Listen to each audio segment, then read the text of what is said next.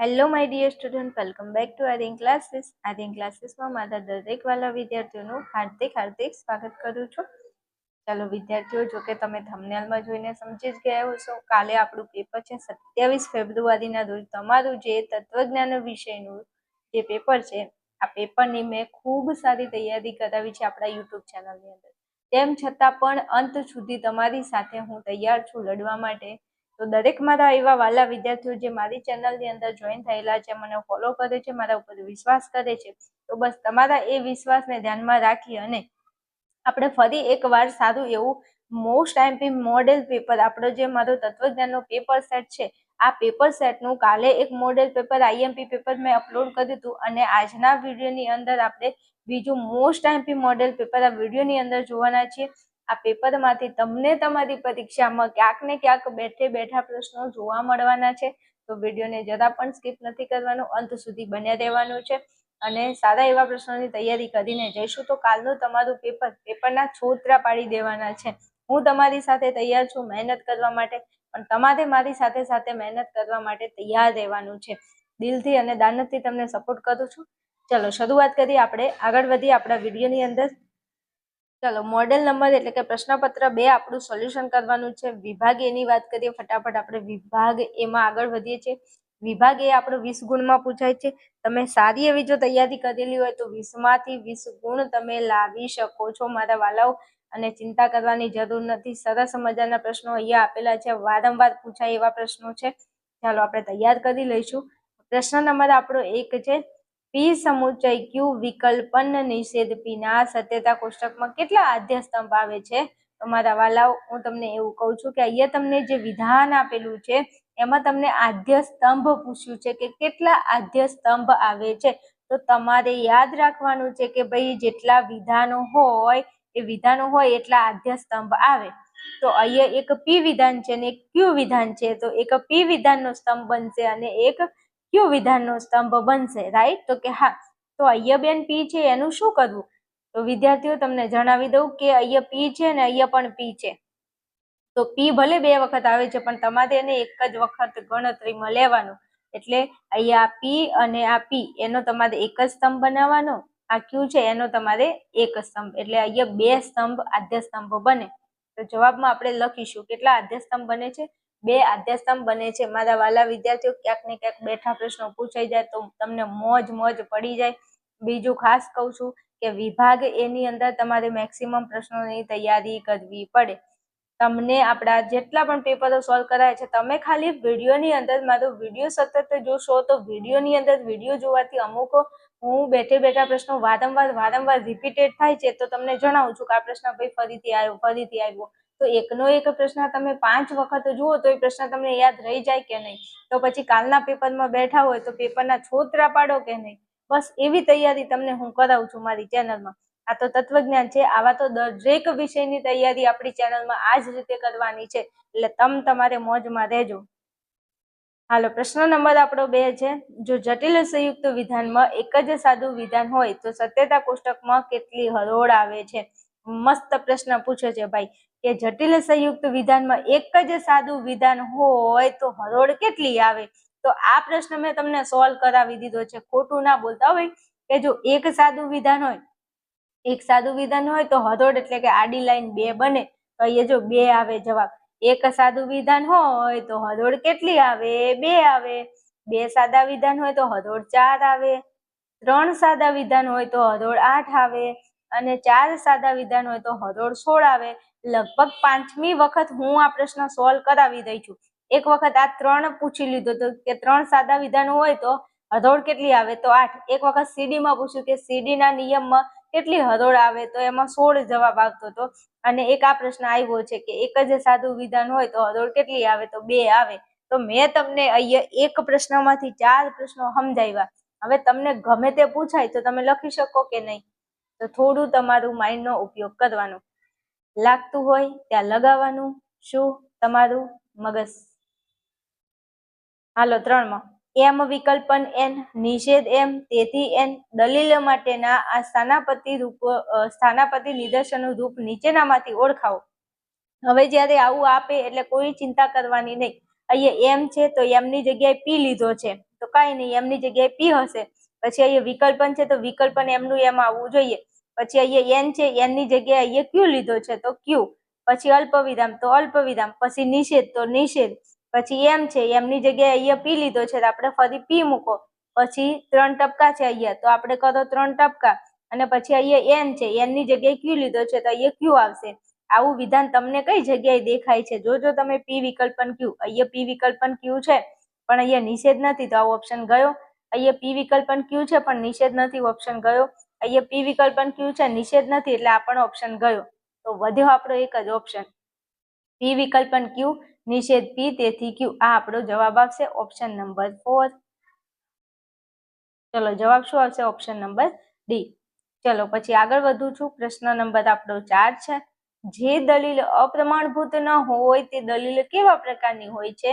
તો મારા વાલાઓ, આ પ્રશ્ન મોસ્ટ આઈએમપી 1000%ના 1000% મોસ્ટ આઈએમપી ક્વેશ્ચન. પછી મને કહેતા ને કે બેન તમે કીધું નતું, તૈયાર કરી લેજો.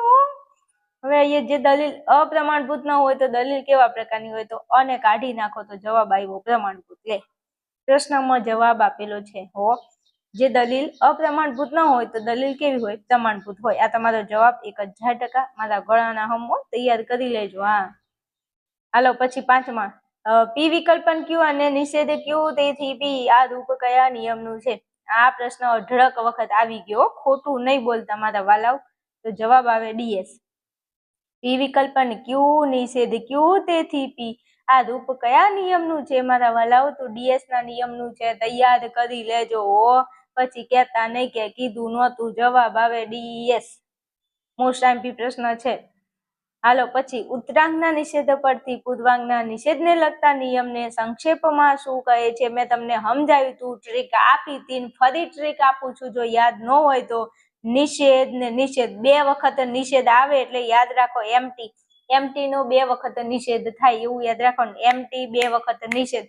પરીક્ષામાં આવો પ્રશ્ન પૂછાય, શું તમને મારા શબ્દો યાદ ના આવે? તો મોજ ના પડે બોસ. આવું થોડું યાદ રાખવાની, આવી ટ્રીક બનાવવાની, તો જ તમને તત્વજ્ઞાન યાદ રહેશે.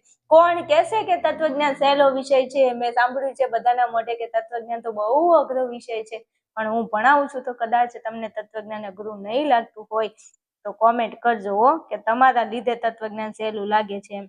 નહીં તો 7 વખત ટ્રાય આપે છે. વિદ્યાર્થીઓ હારી થાકીને બેસી જાય છે અને પછી 40 વર્ષની ઉંમર, 35 વર્ષની ઉંમર થાય ને વળી પાછી પરીક્ષા દેવા માટે આવે છે. આવાય અનુભવ છે, આવાય વિદ્યાર્થીઓના ફોન આવ્યા છે, એટલા માટે તમને આ તો શેર કરું છું માહિતી એમ. તો લખવાનું છે એમટી નો નિયમ. ચલો 7માં, સંવિધાનના ફલિત વિધાનના ઉદ્દેશ્ય પદને શું કહેવાય છે? તો સંવિધાનના ફલિત વિધાનના ઉદ્દેશ્ય પદને શું કહેવાય? પક્ષપદ કહેવાય. તો તમારે 3 વસ્તુ યાદ રાખવાનું. સંવિધાન, ફલિત વિધાન, ઉદ્દેશ્ય પદને એને કહેવાય પક્ષપદ. સંવિધાનના ફલિત વિધાનના ઉદ્દેશ્ય પદને પક્ષપદ કહે છે. જવાબ આપણો આવશે પક્ષપદ. સંવિધાન તો હોય, એનું ફલિત વિધાન તો હોય, એનું ઉદ્દેશ્ય પદ તો હોય, એને કહેવાય પક્ષપદ. પૂરું. આગળ વધુ. ચલો પછી 8માં, કઈ આકૃતિમાં મધ્યપદ બંને આધાર વિધાનોમાં ઉદ્દેશ્યના સ્થાને હોય છે? Most IMP. This is the most IMP question of your exam. Most IMP. પછી કહેતા નહીં કે કીધું નહોતું હો. તો જવાબ આવે 3જી આકૃતિ. મધ્યપદ બંને આધાર વિધાનમાં ઉદ્દેશ્યના સ્થાને હોય તો એ આ આકૃતિ જોઈ લે, અને આ ઉદ્દેશ્યનું સ્થાન છે. આગળ હોય તો ઉદ્દેશ્ય, તો આ 3જી આકૃતિ છે. સીધો સી એટલે આપણી 3જી આકૃતિ. અહીંયા જો આકૃતિ છે, આકૃતિ નથી, કૂતરી નથી, આકૃતિ છે. તમને બહુ દેખાય છે. इधर देखो, इधर इधर तो देखो, देखो देखो, जूम करके देखो, देखो मगर ध्यान से, न प्यार से. कमेंट ना करता हो सोनी मोनी. चलो 9માં, કેટલાક પરથી સર્વ પર જવાનું બૌદ્ધિક સાહસ શેમાં હોય છે મારા વાલાઓ? કેટલાક પરથી સર્વ પર જવાનું બૌદ્ધિક સાહસ વ્યક્તિકરણમાં હોય છે. શેમાં હોય છે? વ્યક્તિકરણમાં હોય છે. ચાલો પછી આગળ વધવું છે ને વાત કરીએ તો આપણો પ્રશ્ન નંબર 10. JS મિલ પ્રાયોગિક અન્વેષણની કેટલી રીતિઓ આપે છે? તો 5 રીતિઓ આપે છે. JS મિલ પ્રાયોગિક અન્વેષણની કેટલી રીતિઓ આપે છે? 5 રીતિઓ આપે છે. ઓકે, તૈયાર કરી લેજો. પ્રશ્ન મોસ્ટ આઈએમપી છે. હાલો 11માં, વ્યાપ્તિ સંબંધની રજૂઆત કરતા સર્વદેશી વિધાનને શું કહે છે? તો મારા વાલાઓ, વ્યાપ્તિ સંબંધની રજૂઆત કરતા સર્વદેશી વિધાનને વ્યાપ્તિ કહે છે. પ્રશ્નમાં જવાબ આપેલો છે વ્યાપ્તિ. વ્યાપ્તિ સંબંધની રજૂઆત કરતા સર્વદેશી વિધાનને શું કહે છે? વ્યાપ્તિ કહે છે. વ્યાપ્તિ કહે છે. ઓકે, હાલો આગળ વધુ ફટાફટ. પ્રશ્ન નંબર આપણો 12 છે. વ્યાપ્તિની સમર્થન વિધિનું ત્રીજું સોપાન કયું છે? ભાઈ વ્યાપ્તિની સમર્થન વિધિનું ત્રીજું સોપાન કે તો જવાબ આવશે આપણો વ્યભિચાર ગ્રહ પદ્ધતિ. પ્રથમ સોપાન અન્વય પદ્ધતિ, બીજું વ્યતિરેક પદ્ધતિ, ત્રીજું કે તો વ્યભિચાર ગ્રહ પદ્ધતિ અને ચોથું કે તો સામાન્ય લક્ષણ પ્રત્યક્ષાનુભૂતિ. એમાં તમારે આ ત્રીજા નંબરનું પૂછાય છે એટલે આ યાદ રાખવાનું છે વ્યભિચાર ગ્રહ પદ્ધતિ. ઓકે, હાલો આગળ વધુ. પ્રશ્ન નંબર 13 છે. હકીકત લક્ષી વિધાનોની વિશેષતા કઈ છે? મારા વાલાઓ મસ્ત પ્રશ્ન છે ને આ બે તો પૂછાય છે કે હકીકત લક્ષી વિધાનોની વિશેષતા કઈ છે? તો હકીકત લક્ષી વિધાનોની વિશેષતા છે વર્ણનાત્મકતા. હકીકત લક્ષી વિધાનોની વિશેષતા કઈ છે? વર્ણનાત્મકતા. ચાલો પછી આગળ વધીએ. પ્રશ્ન નંબર આપણો 14 છે. સત્યને સર્વોપરી કોણ માને છે? મસ્ત પ્રશ્ન છે ને 1000% પૂછાય એવો પ્રશ્ન છે, વારંવાર પૂછાય છે. તો જવાબ આવશે ગાંધીજી. સત્યને સર્વોપરી કોણ માને છે? ગાંધીજી માને છે. ચાલો પ્રશ્ન 15 ઉપર આગળ વધીએ ફટાફટ. બીજા પાસે જેવા વર્તનની તમે અપેક્ષા રાખો છો તેવું વર્તન તમે બીજા સાથે રાખો. આ ઉપદેશ કયા નિયમ તરીકે ઓળખાય છે? તો ભાઈ બીજા પાસે જેવા વર્તનની તમે અપેક્ષા રાખો છો તેવું વર્તન તમે બીજા જોડે રાખો. આને આપણે કહીશું સુવર્ણ નિયમ. શું કહેવાશે આને? સુવર્ણ નિયમ. બીજા પાસે જેવા વર્તનની તમે અપેક્ષા રાખો છો તેવું વર્તન તમે બીજા સાથે રાખો. આ ઉપદેશને સુવર્ણ નિયમ તરીકે ઓળખવામાં આવે છે. ઓકે, ચાલો પછી આગળ વધીએ. પ્રશ્ન નંબર આપણો 16 છે. માનવીને માનવ બનાવનારું તત્વ કયું છે? ભાઈ મારા તો માનવીને માનવ બનાવનારું તત્વ ધર્મ છે. માનવી એમને માનવ નથી કહેવાતો. જો એની જોડે ધર્મ છે ને તો એ માનવ છે, નહીં તો બાકી બધા પશુ જેવા જ છે, તમે જોવો જ છો. ચાલો પછી પ્રશ્ન નંબર 17. જૈન ધર્મના પ્રથમ તીર્થંકર કોણ છે? તો જૈન ધર્મના પ્રથમ તીર્થંકર ઋષભદેવ છે. પ્રશ્ન મોસ્ટ આઈમ્પી છે, વારંવાર પૂછાય છે. ચલો પછી પ્રશ્ન નંબર 18 છે. બાઇબલ એ કયા ધર્મનો ધર્મગ્રંથ છે? મારા વાલાઓ તો બાઇબલ એ, હવે જો મસ્ત પ્રશ્ન છે ને વારંવાર આ પૂછાય છે હો ભાઈ, તો યાદ રાખવાનું છે ખીબા. ખી એટલે ખ્રિસ્તી, ખી એટલે ખ્રિસ્તી અને બા એટલે બાઇબલ. ખ્રિસ્તી ધર્મ એ બાઇબલ, ખ્રિસ્તી ધર્મનો ધર્મગ્રંથ છે બાઇબલ. હાલો આગળ વધીએ. પ્રશ્ન નંબર આપણો 19 છે. યોગશાસ્ત્રની શાસ્ત્રીય રચના કોને કરી છે? મારા વાલાઓ તો યોગશાસ્ત્રની શાસ્ત્રીય રચના મહર્ષિ પતંજલિએ કરી છે. કોને? મહર્ષિ પતંજલિએ કરી છે. ચાલો પ્રશ્ન નંબર 20 છે. 5 યમોમાં મુખ્ય યમ કોને કહેવામાં આવે છે? તો 5 યમોમાં મુખ્ય યમ અહિંસાને કહેવામાં આવે છે. આ પણ પ્રશ્ન વારંવાર પૂછાય છે, તૈયાર કરી લેજો હો.